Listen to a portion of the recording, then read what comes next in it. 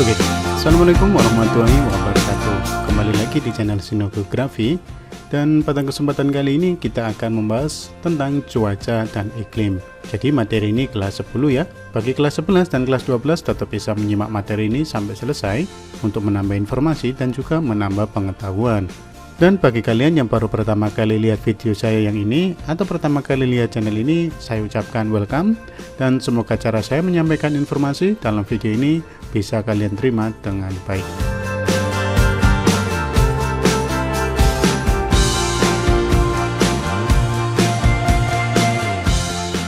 Nah, sebelum kita membahas lebih dalam tentang cuaca dan iklim, saya ingin bertanya dulu kepada kalian ya. Saya yakin di antara kalian juga sudah pernah mengalami peristiwa cuaca maupun merasakan dampak dari sebuah iklim. Pasti di antara kalian pernah ada yang kehujanan kan? Atau mungkin kepanasan. Atau mungkin ada di antara kalian yang sudah pernah merasakan hujan salju. Nah, peristiwa-peristiwa itu merupakan bentuk atau wujud dari cuaca maupun iklim dari suatu tempat. Lalu apa sih cuaca dan iklim itu? Cuaca kita bisa definisikan sebagai kondisi atmosfer atau kondisi udara di satu tempat tertentu pada waktu yang sangat singkat dan daerah yang sempit atau tidak luas. Maka tidak heran kalau di antara kalian pernah mengalami peristiwa kehujanan. Jadi kalau kalian pergi ke satu tempat kemudian kalian kehujanan, tapi di tempat lain justru tidak terjadi hujan walaupun tempatnya sangat dekat. Itulah peristiwa cuaca. Waktunya singkat, daerah cakupannya tidak luas atau sempit. Berbeda halnya dengan iklim. Iklim mungkin secara definisi tidak jauh berbeda, di mana diartikan bahwa iklim adalah kondisi rata-rata cuaca atau kondisi udara pada suatu wilayah yang sangat luas dan periode waktunya sangat lama. Maka iklim bisa mencakup berbeda pulau atau bahkan satu negara dan juga bisa berbeda benua. Jadi cakupannya sangat luas ya untuk wilayahnya. Nah, contohnya macam-macam. Nanti kita bahas tentang contoh-contoh iklim. Lalu apa sih yang membentuk atau unsur-unsur dari cuaca dan iklim itu? Unsur cuaca dan juga iklim itu ada 6. Yang pertama yaitu suhu atau kita bisa katakan juga temperatur. Yang kedua kelembapan udara. Ketiga awan. Keempat tekanan udara. Ada angin dan juga terakhir curah hujan. Kita akan bahas lebih detail ya tentang hal-hal ini. Yang pertama kita bahas dulu tentang suhu dan juga temperatur. Kata suhu atau kata temperatur mungkin kalian sudah sangat familiar, yaitu suatu keadaan udara atau derajat panas dan juga dingin suatu udara di satu wilayah. Jadi kalau kalian mengukur menggunakan alatnya, kita juga bisa mengatakan alatnya namanya temperatur suhu, termometer gitu ya. Sehingga kita bisa lihat tempat itu memiliki suhunya berapa. 23 derajat kah, 30 derajat, atau mungkin sampai ke 40 derajat Celcius. Wah, panas juga ya. Nah, itu adalah suhu atau temperatur. Nah, setiap tempat memiliki suhu atau temperatur yang berbeda-beda. Ada beberapa faktor yang mempengaruhi. Yang pertama yaitu sudut sinar datang dari matahari. Itu juga berpengaruh. Yang kedua, cerah tidaknya cuaca. Ketika cuaca itu mendung atau cuaca itu hujan, otomatis temperaturnya berbeda ketika cuaca saat itu sedang panas. Kemudian lama penyinaran matahari, letak lintang, dan juga ketinggian tempat. Pernah kan kalian main ke gunung atau pergi ke tempat dataran tinggi, maka kalian merasakan suhu yang sangat dingin. Ya, semakin tinggi tempat di lapisan troposfer, tentu saja suhunya semakin rendah atau semakin dingin dibandingkan tempat yang memiliki ketinggian yang sangat rendah, yaitu yang mendekati pantai. Selanjutnya, unsur yang kedua yaitu tekanan udara. Tekanan udara itu apa? Tekanan udara itu adalah suatu tenaga yang bekerja untuk menggerakkan massa udara dalam setiap satuan luas tertentu. Tenaga yang menggerakkan massa udara tersebut menekan searah gaya gravitasi bumi. Jadi menekan ke arah bumi ya, menekan ke arah pusat bumi. Itu yang disebut dengan tekanan udara. Nah, besarnya tekanan udara juga dapat diukur dengan satu alat yaitu barometer. Semakin tinggi letak satu tempat di muka bumi ini, maka semakin rendah juga tekanan udaranya. Untuk ketinggian tempat kita patokannya pada permukaan laut ya. Jadi semakin dekat laut maka tekanan udaranya juga semakin tinggi. Semakin menjauh itu artinya semakin tinggi, maka tekanan udaranya juga semakin rendah. Nah, setiap tempat juga memiliki tekanan udara yang berbeda-beda, sehingga ada satu garis yang bisa menghubungkan atau yang sengaja dibuat untuk daerah yang memiliki tekanan udara yang sama. Garis itu disebut dengan garis isobar. Nah, yang kalian lihat di sini adalah peta isobar, yaitu peta yang menunjukkan kenampakan tempat yang memiliki tekanan udara sama. Jadi kalau kalian lihat contoh di sini ada 1000, maka tekanan udara yang ada di sini dihubungkan dalam satu garis ini memiliki kesamaan. Di sini ada 1012, jadi tempat yang tergaris ini memiliki tekanan udara yang relatif sama. Itu yang disebut dengan garis isobar. Petanya disebut dengan peta isobar. Faktor selanjutnya yaitu kelembapan udara. Kelembapan udara merupakan kandungan uap air dalam udara yang berasal dari evaporasi atau penguapan. Nah, kelembapan udara sendiri terbagi menjadi dua ya nak. Yang pertama yaitu kelembapan mutlak atau kita bisa juga katakan kelembapan absolut. Yang kedua yaitu kelembapan nisbi atau kelembapan relatif, di mana kelembapan mutlak atau absolut itu merupakan bilangan yang menunjukkan massa uap air yang tertampung dalam 1 meter kubik udara. Jadi kalau kita ukur pakai satuan meter gitu, 1 meter kubik dalam udara, nah itu kelembapannya atau angkanya disebut dengan kelembapan mutlak. Sedangkan kelembapan nisbi atau kelembapan relatif adalah bilangannya menunjukkan perbandingan antara jumlah uap air yang ada di udara saat pengukuran dan jumlah uap air maksimum yang dapat ditampung oleh udara tersebut. Itu disebut dengan kelembapan nisbi atau relatif. Faktor selanjutnya yaitu angin. Angin itu ya kalian juga pernah merasakan kan, atau mungkin bisa mendapatkan manfaatnya, yaitu udara yang bergerak. Lebih tepatnya udara yang bergerak dari daerah bertekanan tinggi atau maksimum ke tempat yang bertekanan rendah atau minimum. Besarnya kecepatan angin dapat diukur dengan alat yang disebut dengan anemometer. Nah, angin sendiri itu macam-macam nak, dan memiliki sifat. Nah, kita tidak membahas secara detail ya tentang macam-macam angin, walaupun kita juga mestinya membahas itu. Kita bisa bahas di lain kesempatan. Nah, angin memiliki beberapa sifat. Yang pertama yaitu kekuatannya, yang kita sebut kekuatan angin. Yang kedua arah angin, dan yang ketiga kecepatan angin. Nah, ketiga sifat ini memberikan dampak yang bermacam-macam.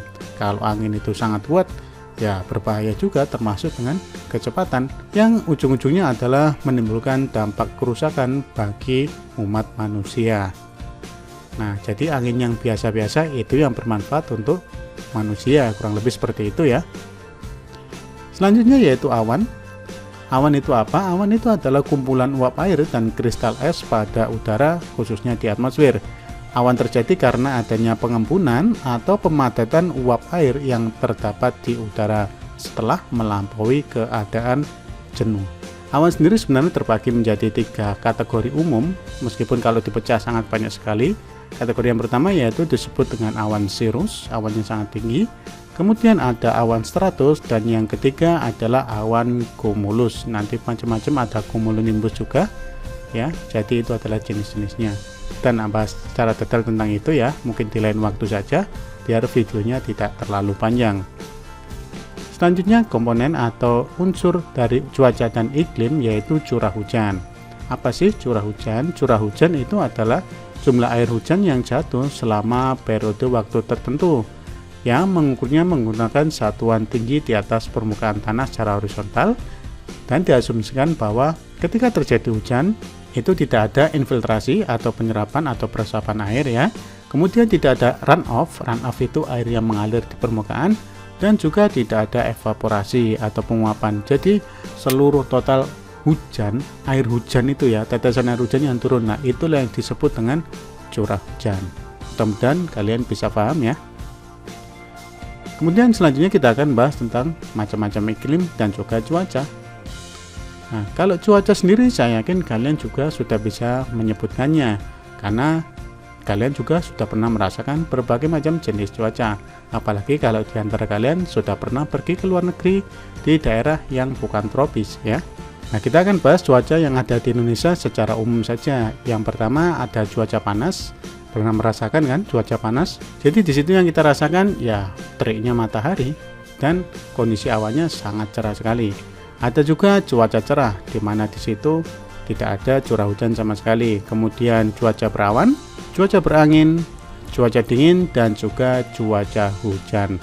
Jadi kalau di Indonesia paling banyak yang bisa kita rasakan ya panas dan juga hujan. Meskipun sebenarnya di antara kedua cuaca itu ada beberapa cuaca lain selain cuaca panas dan juga hujan, yaitu cuaca berawan, cuaca cerah, dingin, maupun berangin. Kurang lebih seperti itu ya. Nah, selanjutnya kita akan membahas tentang iklim. Iklim sendiri itu ada banyak sekali jenis-jenisnya atau macam-macamnya. Di dunia ini kita mengenal ada 5 atau mungkin lebih, tapi yang saya bahas di sini cuma 5 aja ya. Karena ini yang secara umum kita pahami. Yang paling banyak disebutkan itu adalah iklim yang pertama, yaitu iklim matahari. Padahal ada juga iklim, yaitu iklim Köppen, iklim Oldemann, iklim Schmidt-Ferguson, dan juga iklim Junghun.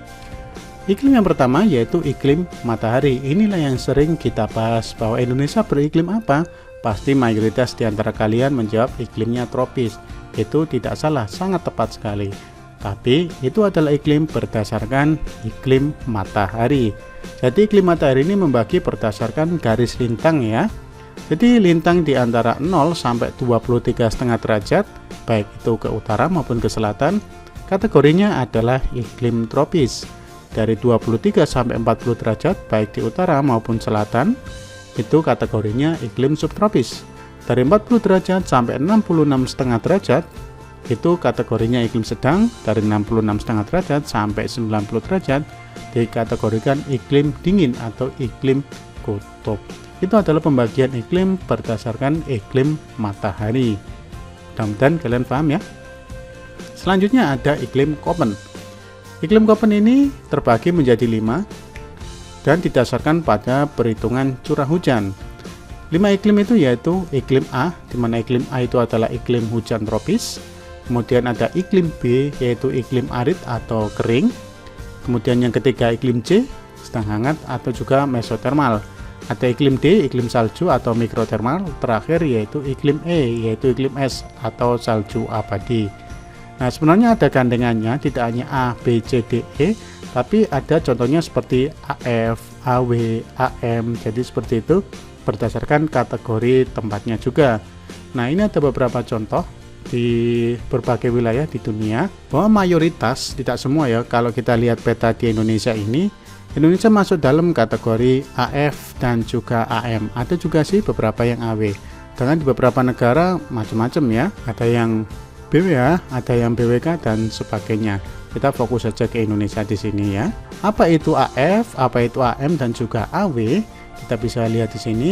Di Indonesia itu terbagi dalam 5 iklim, yaitu AF, AW, AM, C, dan juga D. Apa itu AF dan di mana wilayahnya? AF itu adalah iklim hutan hujan tropis. Jadi di daerah yang banyak hutan hujan tropisnya, yaitu tepatnya di daerah Sumatera dan juga Kalimantan. Kemudian ada yang kedua yaitu AM. AM itu adalah hutan musim. Di sini adalah peralihan atau pembatasan di antara hutan hujan tropis dan juga savana. Terdapat di daerah Jawa Tengah dan juga Jawa Barat. Kemudian ada savana atau sabana, kita sebut iklimnya AW, terdapat di Indonesia, letaknya dekat dengan benua Australia seperti Nusa Tenggara, kemudian Kepulauan Aru dan juga Irian Jaya.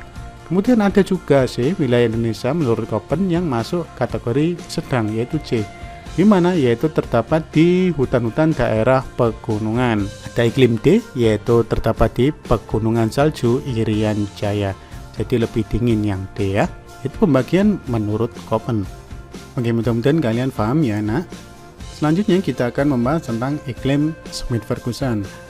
Iklim Schmidt-Ferguson itu dihitung atau menentukan satu tempat beriklim apa gitu, itu dengan cara menghitung jumlah rata-rata bulan kering dibagi jumlah rata-rata bulan basah. Bagaimana menentukan suatu bulan itu bulan kering atau bulan basah?